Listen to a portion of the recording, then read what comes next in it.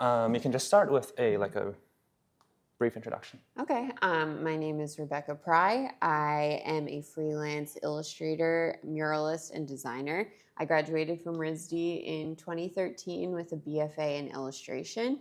And since then, I've been a freelancer and I've done book illustrations, product design, surface design, and most recently, I've been focusing on murals. So I design and paint murals all over the country. Um, may I know more about like your style and why you choose to do it? Yeah, so I like to describe my style as kind of pop art surrealism. So I'm just really into kind of graphic shapes and imagery. I love nature, so I use a lot of like botanicals and nature imagery within it. I just get inspired by kind of women empowerment and also like self discovery within my work, which kind of comes into play with the titles that I use for my pieces and also the imagery within that. So, yeah, that's kind of my style and just being humorous, but then having like a deeper meaning behind the humor. You talked about women empowerment. Can you shed a bit more light on like that particular subject and why you have chosen to like depict nudity and like breasts in particular? Sure. So when I was like 27, I was very unemployed and needed to kind of revamp myself and kind of get inspired creatively again. So I took a road trip out to New Mexico. And I just spent a month kind of driving around and sketching in my sketchbook. And I had always been really drawn to the desert and depicting a lot of like Southwestern scenes in my work. But it had never, I didn't really know why. So when I went out there, it was just such like a freeing experience to be so independent and to be just like on my own. So I kind of took that feeling of like empowerment of just being like this woman out in the world like on her own and started to really depict that within my artwork of just yeah, just like a woman being awesome. And so I think like that comes with like the nudity of like being free and just being like comfortable in your own skin. And I think that the best way to kind of just like boil that down might be just doing like two circles, which then like are an abstract way of depicting nudity without being so like frontal about it. So that's my reasoning for using that. Do you think a good piece of art, like, do you think it's good because of how the visual effects convey stuff, or do you think it's weighs more on like the background and the info it shows? Yeah, that's a really good question. I think that there's a little bit of both within that, and that's what I like to play on. I love writing and kind of having a deeper meaning within the title of my piece. So a lot of my pieces have like really long titles because I like the idea that when you're looking at one of my pieces overall, it looks like fun and like happy and whimsical, but then the title kind of jerks you in a different direction where it's like, oh, there's something else happening below the surface. So I think as an illustrator, I like for the facade, the surface of a painting to be, or a piece of art to be like eye catching and like exciting. But then, like, the more you look at it or interpret it or read about it, then the deeper meaning comes in. So that's why I think that it's like a little bit of both. And how is this kind of juxtaposition shown in the color choice you use? Yeah, so I definitely lean towards brighter, more saturated colors, like in the gem tones. I think that that has like this happy disposition. And then again, when you either read the title or kind of look at just the overall imagery of like a lot of it are like women, this like woman like hiding behind something or like contorted in a weird way. It adds like kind of a darkness to it. And I think that that kind of reflects how I am as a person. Like I can be like really enthusiastic and happy on the surface, but once you get to know me a little bit better, you find out that I'm like really sarcastic and I have kind of like a darker sense of humor sometimes. So I think that that is how I'm also mirroring like my own self into my artwork. So do you think good art should be like this, having so many meanings, or should it just be direct? I think it depends on what you're trying to get across. I know that when I was at RISD, I had professors say like it's okay to just create beautiful artwork, and that's really how I kind of worked on stuff for a lot of my career of like doing surface design and all that kind of stuff. I was just creating artwork to be like pretty and like pleasing to other people. But then I wasn't feeling creatively fulfilled by that. And so I feel like as an artist, it's your job to have something to say in the world. And what I'm trying to say to the world is that it's awesome to be a woman. So yeah, so that's what I think about that. Wonderful. Yeah. My next question is, how do you think painting on canvas and painting on like cut paper to form a collage differ for you? It doesn't really differ for me that much just because I tend to think in shape anyway. I have a printmaking background as well, so a lot of it is about kind of the process for me and like how I build up to that process. So I love to experiment with different mediums.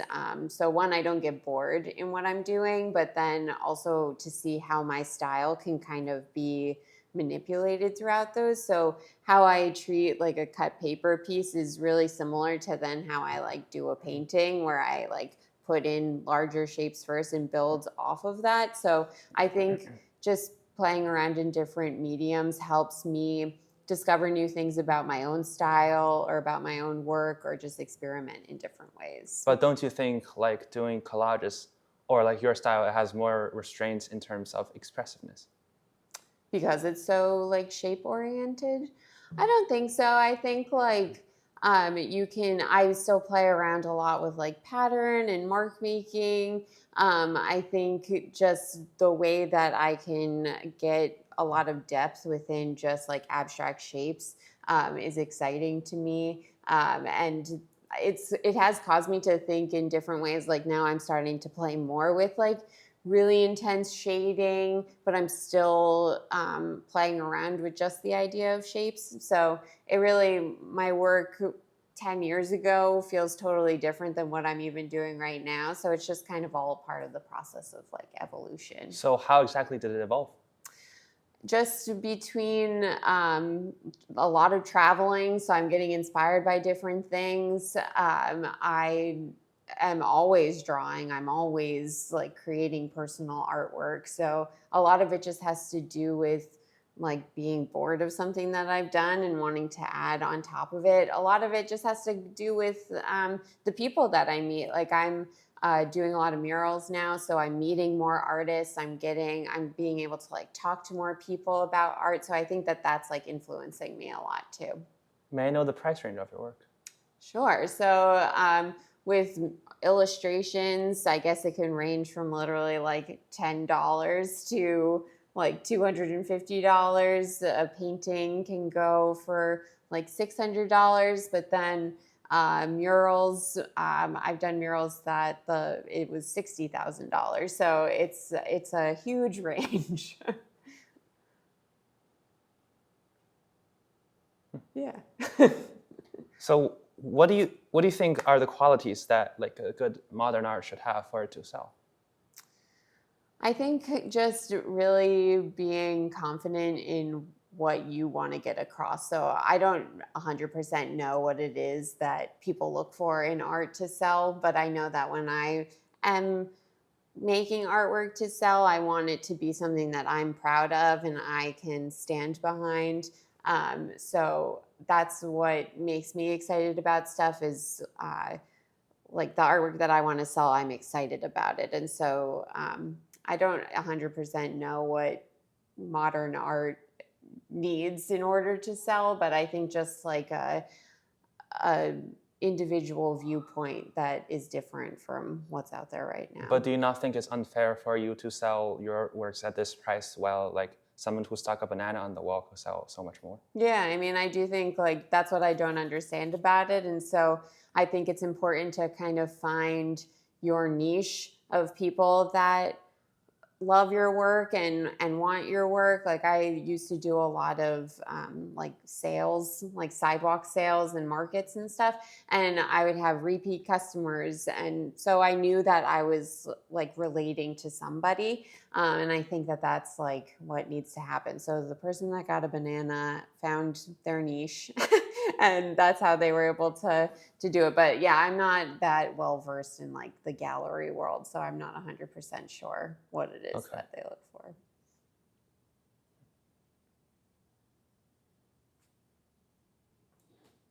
My last question is, what do you think of modern art?